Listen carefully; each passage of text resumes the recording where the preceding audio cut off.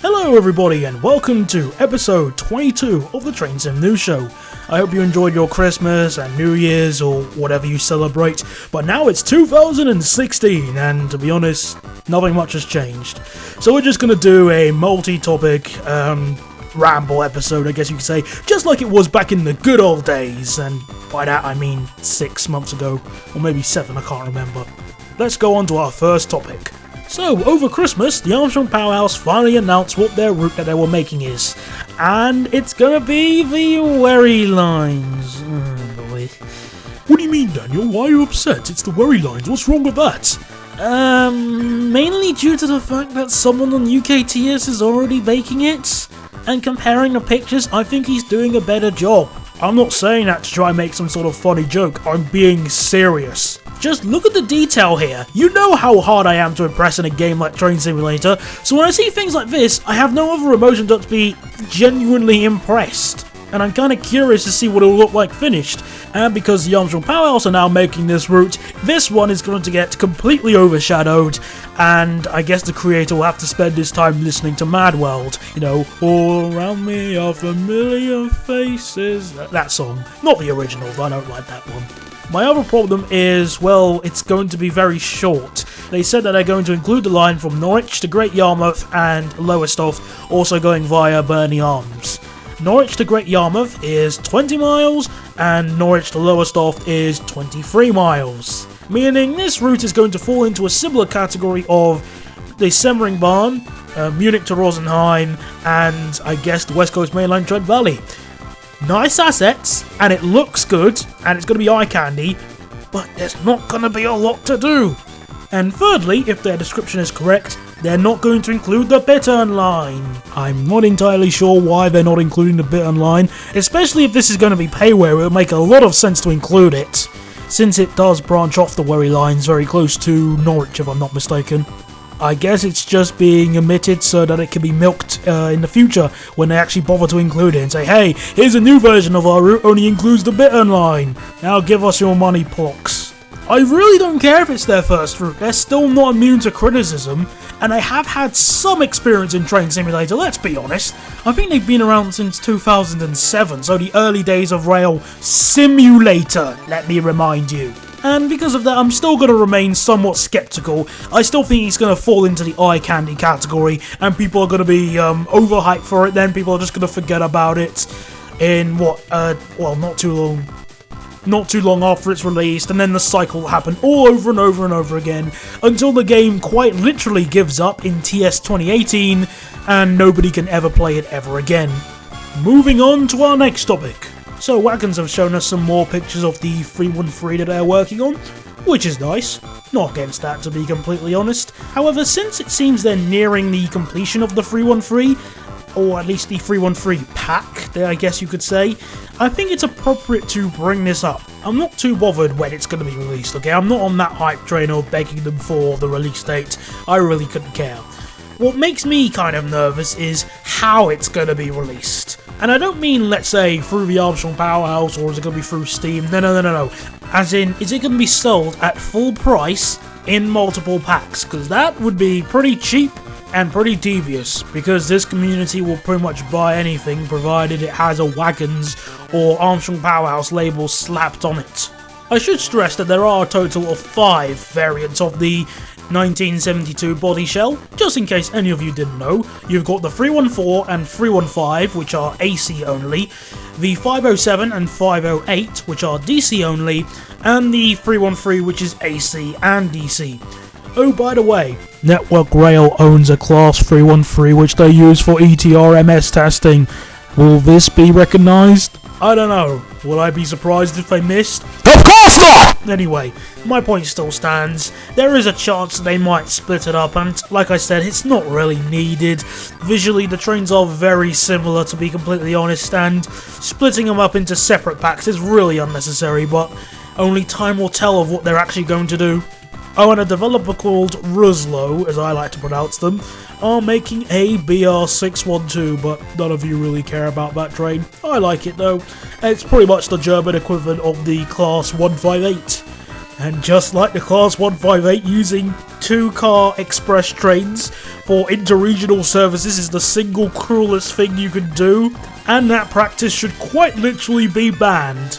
Any person who has gone to Aberystwyth on a Class 158 will know exactly what I'm talking about. And moving on once again. So, Dovetail have certainly been on a roll up until towards the end of last year, and, well, beginning of this year. Let's start by talking about that little gimmick of a competition they're kind of running up until, I think, the end of January, I think. The concept of this competition is to use that pump car which they gave out during Christmas as a sort of free gift to anyone on the TS Rewards loyalty scheme thing, I think. And basically make a video of you messing around doing some crazy or epic stunts, and then submit it into the competition, where you will then be entered for a prize draw. The prizes are, well, as near as makes no difference, £4,000 worth of tat, with most of that money coming from all the DLC. Yeah, they're gonna give away all the DLC they have to one person who can mess around with Windows Movie Maker the best. Hang on, no, it's 2016, my apologies. Windows Live Movie Maker the best. Yeah, they changed the name. The competition was hyped up even further by a Mr. Moleman978, whoever he is. And whilst I'm not going to reply to his entire video, I've got a few segments here that kind of made me chuckle to myself, and I'm just going to make a few jokes over, just so you can get an example of how much effort he is putting into hyping up this poor excuse of a competition. There it goes, look at that. It's just, I love this thing so much. It's just so, look at it. It's just so, you know, unique and not novelty. It's not nothing you'd ever expect. If you ask me, my idea of a unique locomotive would be the Class 73, not a pump car. Which has a knuckle coupler on it, which means we can get assisted today with a Class 43 HST. Because why wouldn't you want to be assisted by a Class 43 HST? Because a Taurus is better in every single way, apart from the fact that it's not a diesel. There it is, there's the Class 801. We have overtaken the Class 801 in a pump car. We have proven which is superior. Look at this. Obviously we use the HST, but you know, shh, don't tell anyone. Don't tell anyone. Oh, look at that. That is impressive right there. That is very impressive indeed. Hey, here's a fun fact. Did you know that if Concorde is doing 200 miles an hour, it can easily be overtaken by a jumbo jet doing 500 miles an hour? How is that possible? It breaks the laws of physics. Actually, it's very plausible how, but I'll let you work that out. And that's really all I wanted to joke about right there. As you might be able to tell by the comment I posted on that video, I'm not too fond of this competition at all. To be honest, this entire competition reminds me of Goat Simulator. It's nothing more than YouTube Let's Player bait. And also here's a question, what's better than £4,000 worth of DLC? £4,000 in cash! I mean, £4,000 in cash would go a lot further than it just going to DLC that you might use once or twice, or not use at all if you're not interested in it. Not to mention, I'm not really interested in the Steam controller as well, because there's only really 2 games I can really use it for, and I don't even like the design wise. I'm fine with a keyboard, okay? I was born with a keyboard, and I'm dying with a keyboard. Well, at least when it dies, but you know what I mean. So to sum up then, I believe this competition is nothing more than YouTube Let's Player bait, and is there to entertain the kids who are very easy to entertain. Nothing out of the ordinary, so moving on. Oh, just before I forget, Dovetail also posted some top 10 lists in regards to a few things like their routes, the scenarios on the workshop, etc, etc. I'm not going to go through all of them now because it's just going to take forever. I like making my episodes long, but not that long to be completely honest. Plus, the only real thing I can say in regards to them is that they have so much bias, not even Fox News would accept it. I'm serious, and most of them, they don't even give a reason why it's at that position on the top 10 list, such as the North London line being at number 7 for the best route released in 2015 on Steam. Seriously, how much more biased could you possibly get? Instead, we'll talk about something which is much more interesting. At the start of the year, Dovetail posted this article in Engine Driver showing some of the trains that they plan to release throughout 2016. I think it's actually kind of interesting. I don't think they've done something like this before. So let's take a quick look and have some first thoughts about the types of trains that they're going to be introducing throughout the year. Right, first one, Class 73. Nice. They posted an upcoming preview image of it on Facebook whilst I was recording this. What perfect timing. And they've also confirmed that it can switch between diesel and electric power, so that's good. However, the big question, will it sound like a Class 73? Well, actually I don't know, only time will tell. Also, thank you very much for only including one livery, as per usual, in before marketplace reskins again. Next train, American, don't care. Next train, a Class 68 in ScotRail? I wasn't expecting that. Granted, the Class 68 should have been included with the West Coast Mainline Trent Valley instead of another Class 66 rehash, but okay then. To be honest, I'll be more annoyed than usual if it turns out the Class 68 is bad, because it plays a significant role for a few services on my fictional route. And if it turns out the Class 68 is bad, thus undrivable, then I'll have to resort to... Next train, Lint 41? A Lint 41? We already have that. I can't remember the name of the developers, like Fox Pix or something like that. I can't remember.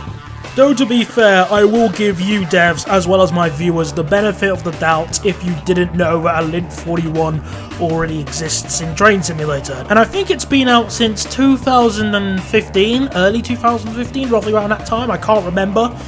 And it isn't actually that popular. It's alright as a train, there's nothing amazing about it, and the sounds are a bit whack, but it's alright. Though if Dovetail are going to make a Caradia Lint, I'd rather they make a Caradia Lint 27, the 1-car variant, a Lint 54, the extended 2-car variant, or a Lint 81, the extended 3-car variant, instead of a Lint 41 which we already have. Plus, it'll give the German community some variation for their scenarios, as well as me for any fictional German routes that I like to play on. In fact, to be completely honest, out of all the German DMUs, I'd rather have this, but that will never be made.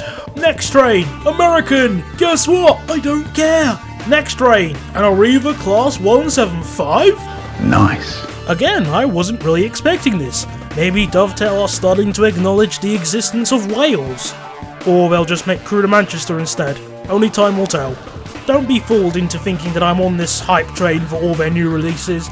Honestly, I'd rather they be fixing the game and making it somewhat more stable than constantly churning out DLC after DLC. But at least this is something to look forward to, I guess. I'm also very grateful that I haven't posted any release dates, because the last thing we need is more kids jumping up and down in their seats saying, release this now, release this now. Because if these trains are completely rushed throughout their development, it doesn't really benefit anybody. And now we move on to our main event. Just before Christmas, I posted a video on YouTube called Dovetail Games' Appalling Attempt of Censorship. I highly recommend you watch that video before continuing on with this episode. If you happen to be too lazy to scroll down in the description box, click on the demo to be taken to the video. It opens in a new window. So after making that video, I emailed it to Dovetail's customer support, who then passed it on to the Train Sim community manager, who only recently, due to some issues regards to the email sending and stuff, has actually replied to my email. And we're gonna reply to it right now. But first, the obligatory transition.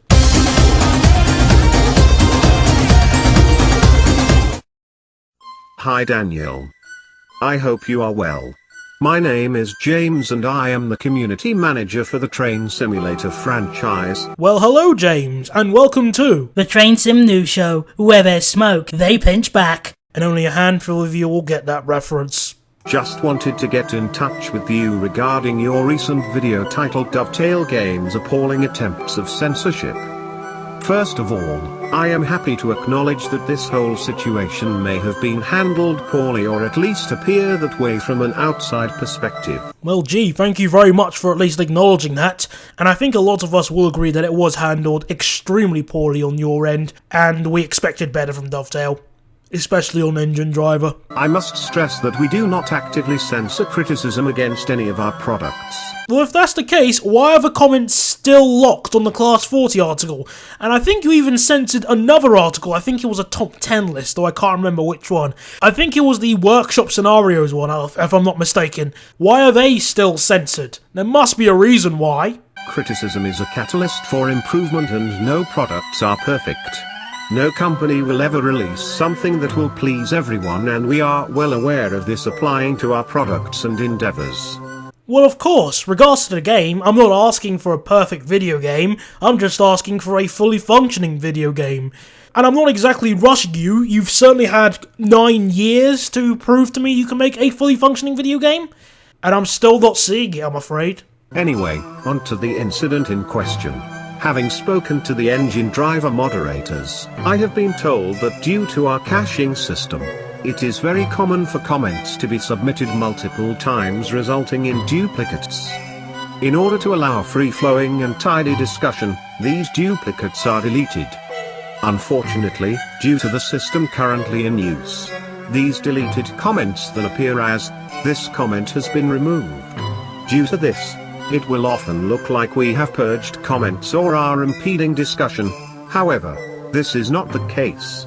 I've been told already about this auto-purging system in numerous comments before, which, okay then, I'll accept. But that doesn't take into consideration the comments that weren't deleted by the auto-purging system, like the comment that I analysed in the video. What about that one? No, wait, don't tell me. It was deleted by the Illuminati, wasn't it? Though admittedly, a number of comments were purposefully deleted due to what our moderators considered violation of the advertised site policy, such as the hypocrites. But, as we've shown in the video, it wasn't breaking any of the rules, and it wasn't in violation of any of the codes of conduct. If anything, the only way it could have been removed is if the moderators looked at that comment and said, "Oh, I don't like it, even though it doesn't break any of the rules, and it differs from my opinion, so we'll remove it." Because why have ethics when you can have power? Honestly, that's what I would expect to happen on UK Train Sim, and I wouldn't even be half surprised if there was an ex-UKTS mod that also moderates the engine driver forums as well. The percentage of the deleted comments were in fact resultant of the aforementioned duplicates deletion, and I stand by their judgment in deleting comments they deemed unsuitable. I refer to what I just said a moment ago, and also, did that really warrant censoring the entire thread and making sure nobody could comment at all? I have also been told by the ed moderators that Joey Fish deleted his account through choice. Well, that's not what he told me or anyone else in the Train Sim community after he got banned. Plus, it doesn't make any logical sense. Oh crap, I just criticised the Class 40 made by Railright.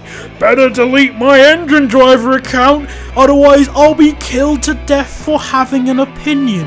So yeah, I think your mods appear to be lying right in your face. You might want to question them about that. That is, unless of course Mr. Joe is lying in my face to protect the integrity of one of his friends on Engine Driver, and if that's the case, screw you. No really, screw you, because you're not helping any of us if that's the case. Though in regards to the comments, I do have something to say.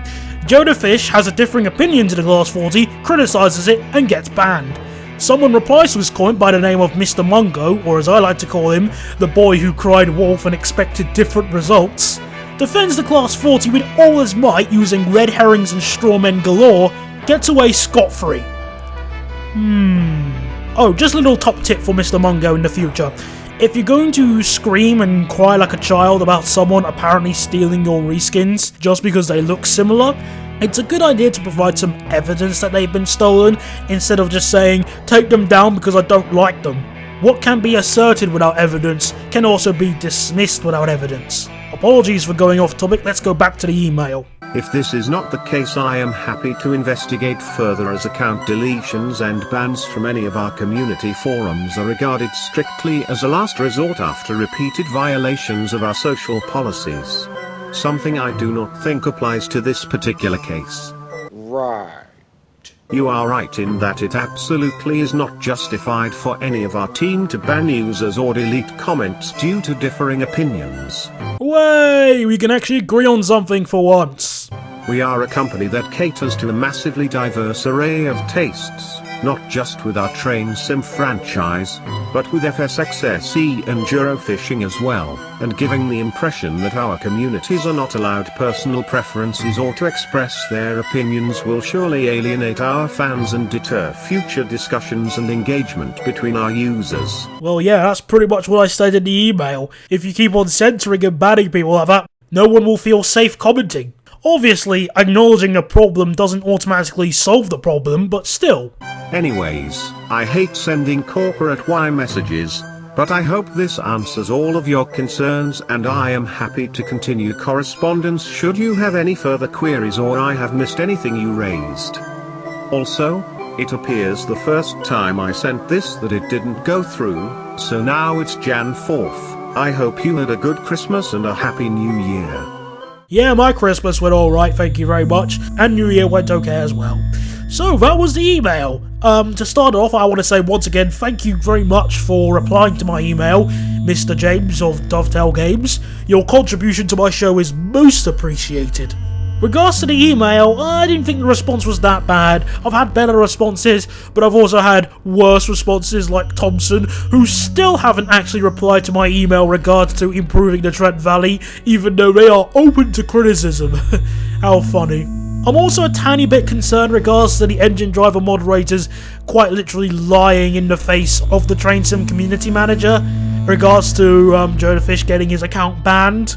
That concerns me a bit, but I'm very grateful for the fact that the community manager has actually even bothered to reply to my email. He did, however, forget to answer why the Class 40 article was censored, so I'll probably follow that up with him, but other than that, yeah, decent response. Thank you very much for responding to my email and my video. Now I have one last thing to say, regards to plans for the future, as in 2016. What do I plan to do throughout 2016 for my show? Well, one thing I want to try and do is actually organise a few interviews. I want to do at least 2 interviews throughout 2016, and I don't know who to get a hold of and try and do an interview with over Skype or something. Do you guys have any suggestions of who you think I should interview for my show? You know, a developer or someone popular in the train sim community. Not PTG Rail, because he pulled a Gabe Newell the last time I tried asking him for an interview. Just completely forgot. No matter how many times I asked him, he just didn't give me a response. So he's lost his opportunity. Just give me some suggestions of who you think I should try and get a hold of to interview for my show. Well, that's all I got today. Thank you very much for watching, and I'll speak to you guys next time. Goodbye!